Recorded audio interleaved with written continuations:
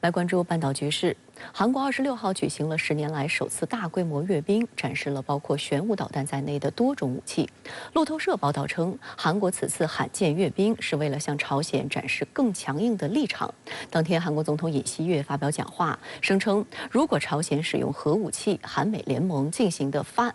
压倒性反击将导致其政权被终结。 据韩媒报道，韩国此次阅兵旨在庆祝韩国建军75周年的国军日。26号上午，阅兵首先在首尔郊区的空军基地举行，而此次阅兵的重头戏是在当天下午。全长2公里的阅兵队伍穿过首尔的主要商业区，抵达位于首尔市中心、韩国最大宫殿景福宫的光化门。 韩国总统尹锡悦26号上午在空军基地阅兵后发表了讲话，大谈朝鲜核威胁。尹锡悦一边声称朝鲜发展核武器是对韩国人民的生存威胁，也是对世界和平的重大挑战，一边对朝鲜发出严厉警告。 북한이 핵을 사용할 경우 한미 동맹의 압도적 대응을 통해 북한 정권을 종식시킬 것입니다. 尹锡悦还称，韩国政府将进一步加强韩美同盟和韩美日安全合作。他称，韩美同盟已发展成为以核力量为基础的关系，美方战略武器可随时出动抵达朝鲜半岛。韩美同盟合作范围还扩至太空和网络领域。从这里我们可以看出来，未来美韩军事同盟会进一步的加强。尹锡悦所讲的这些非常狠的话。 应该说无助于朝鲜半岛的和平稳定，表明了尹锡悦只不过是美国立场的代言人。 韩联社称，尹锡悦今年的讲话向朝鲜发出的信息比去年更加强硬。去年，尹锡悦在讲话中对朝施压还比较隐晦，仅表示为了朝鲜半岛的真正和平和共同繁荣，希望朝鲜做出无核化的决定。如果朝鲜试图使用核武器，将面临韩美同盟的坚决反击。 报道分析称，今年4月尹锡悦访美，美国同意成立韩美核磋商小组。上月韩美日戴维营会谈强化了3方军事合作制度基础，这都给尹锡悦对朝强硬提供了底气。 路透社称，韩国此次阅兵的大背景是尹锡悦政府对朝鲜采取了鹰派立场。韩国是想通过这次阅兵，把加强武器装备等军力作为反击朝鲜核岛计划战略的基石。他从去年执政以来，还积极地增强同美日的军事同盟关系。 미국의 핵 자산과 우리의 비핵 자산을 결합한 일체적 대응 체계를 구축해 나갈 것입니다. 한반도 영내에 수시 전개될 미 전략 자산은 북핵 억지력을 강화시킬 것입니다.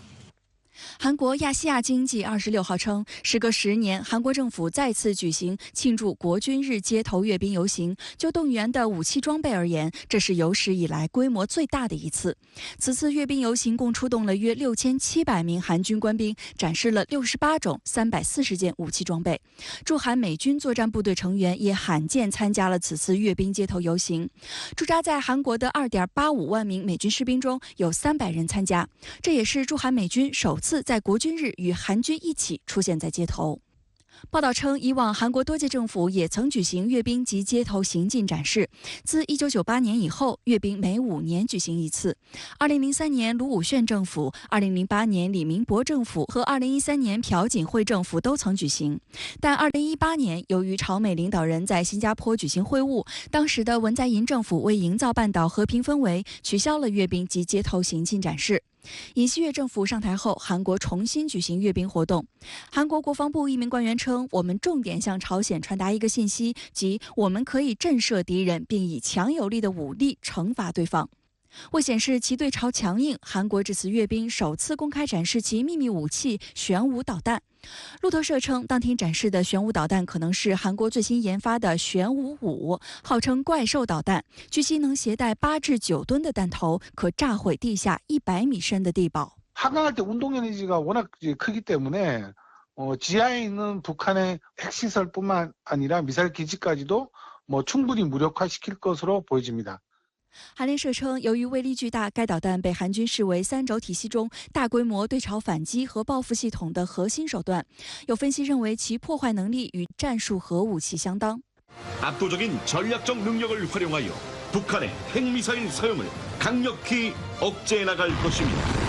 여기에는 세계 최대의 탄도 중량을 자랑하는 고위력 현무 탄도 미사일도 포함되어 있습니다. 那么这次韩国把这种武器亮相，应该说目的是非常明显的，那就是军事震慑。但是这种武器呢，它也有它的缺点，它的可靠性不是很好，所以它在整个研发过程中几次试射的话呢都失败了，所以我们说，由于可靠性相对来讲比较低，所以在实战当中，我们说呢可能会出现一些意想不到的情况。 由于当天下雨，原定参加阅兵活动的韩国国产 KF-21超音速战机、F-35隐形战机等韩美空中战力并没有亮相。值得注意的是，今年3月，韩国国防项目推进委员会批准了一项价值3.75万亿韩元（约合28.2亿美元）的计划，将在2028年之前额外购买一批美国 F-35A 战斗机。韩国空军目前已经拥有40架 F-35A。 韩联社称，韩国国防部一直在推动引进新一批 F-35A， 以支撑韩国的所谓杀伤链系统，这是其针对朝鲜核威胁的3K 威慑计划的支柱之一。尹锡悦政府上台后，越来越依靠加强军力和韩美军事同盟来应对朝鲜威胁。日前，尹锡悦在联合国大会上发表讲话称，朝俄合作是对地区和全世界和平的重大挑战，并称同盟和友邦将不会对此坐视不管。 25号，美韩还展开大规模海上联合军演。从当天起，美韩9艘舰艇开始为期3天的实弹射击和反潜演习。韩国海军称，此次演习是韩美海军有效威慑应对朝鲜不断升级的核武与导弹威胁的机会，可进一步巩固两国的联合防御态势。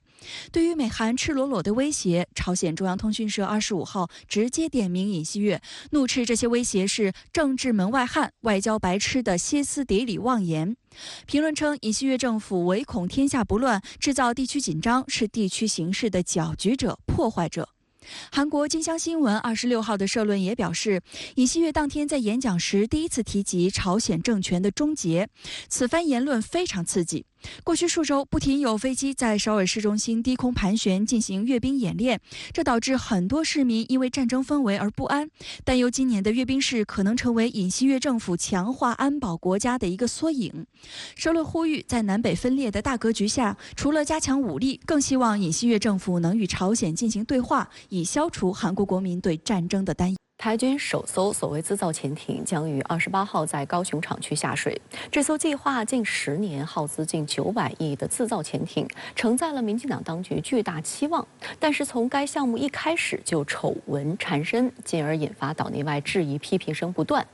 如今还未下水，相关负责人已经开始扬言要2年造3艘，4年达10艘，将解放军限制在所谓第一岛链。对此，国台办发言人27号在回应深圳卫视记者相关提问时强调，民进党当局企图以武谋独是不自量力。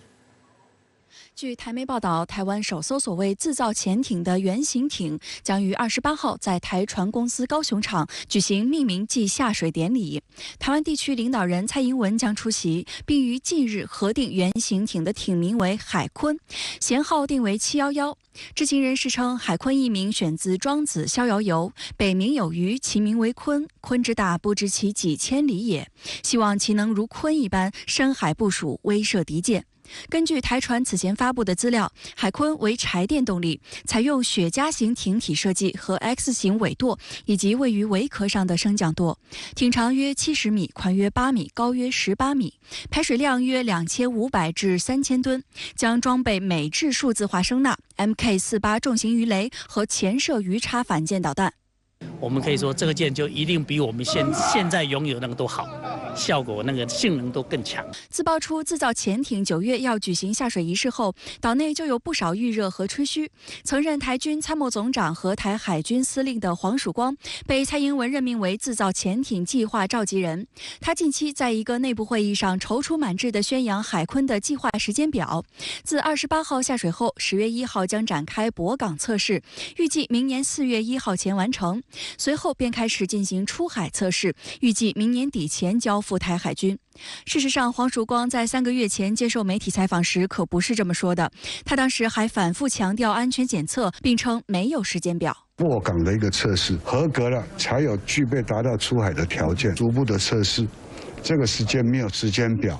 岛内舆论推测，这是迫于蔡英文的强推压力，是典型的政治下水。民进党想要借此拉抬2024选情，并为即将卸任的蔡英文留下所谓政治遗产。不可否认的，那个台湾的这个民进党当局啊，的确是非常的善于这个营造对自己有利的这样一个态势，在任何一个能够强调他的这种所谓的这个对抗大陆的这样一个这个政策点的话，对不对？他都认为会是对他的这个选情会有所加分的。事实上，黄曙光在此次内部讲话中不仅透露了时间表，还抛出他对未来台湾潜艇舰队的大胆展望。在他的展望里，台湾2025年就能完成3艘自制潜艇，2027年则能再完成4艘，加上现役的2艘上世纪80年代从荷兰引进的剑龙级潜艇，未来潜艇部队规模将达到10艘。他还声称，这样就能够限制解放军突破第一岛链。此言一出，立马引发岛内群嘲。黄曙光，你是海军出身的，在海军待那么久，你怎么可能会对于潜舰战一点概念都没有？说了一个大话，说我们现在先打造3艘，然后再过几年再打造4艘，所以总共我们的目标是要打造8艘，然后我们这个8艘就可以封锁住整个中国大陆的出第一岛链，这简直是笑话！这人类间最大的笑话莫过于此，我把它称之为讲鬼话。我觉得黄曙光讲这个搞了半天造潜艇是要防守第一岛链。我老天啊，我们台湾防守都有问题了，你去搞第一岛链把这个弄下来，干脆那你不要守第一岛链，你去就替捍卫全世界算了。针对台湾方面的自造潜艇即将下水一事，深圳卫视驻京记者在27号的国台办记者会上向发言人提问。民进党当局企图以武谋独，不自量力，只会进一步的加剧台海紧张动荡，把台湾民众推向非常危险的境地。在回答深圳卫视记者相关提问时，朱凤莲用不自量力作为回应，并表示这样做只会加剧台海紧张动荡。台军前参谋总长黄曙光还称，希望2025年能完成3艘自造潜艇，2027年达成4艘潜艇。对于这种以武谋独的行径，国台办发言人陈斌华就曾正告民进党当局，任何以武谋独的行径都动摇不了我们解决台湾问题、实现祖国完全统一的坚定意志，都抵挡不了我们维护国家主权和领土完整的强大实力。近期，解放军在台海周边进行了大规模演训活动，创纪录的103架次解放军绕台战机震动岛内，令台空军基地一整天警铃不断。朱凤莲直言，解放军的系列演训活动目的是坚决打击台独分裂势力的嚣张气焰和谋独行径。那台独挑衅一日不停，解放军捍卫国家主权和领土完整的行动就一刻不停。我们希望广大台湾同胞呢，能够辨清是非因果，坚决的反对台独，和我们一道共同维护台海和平稳定。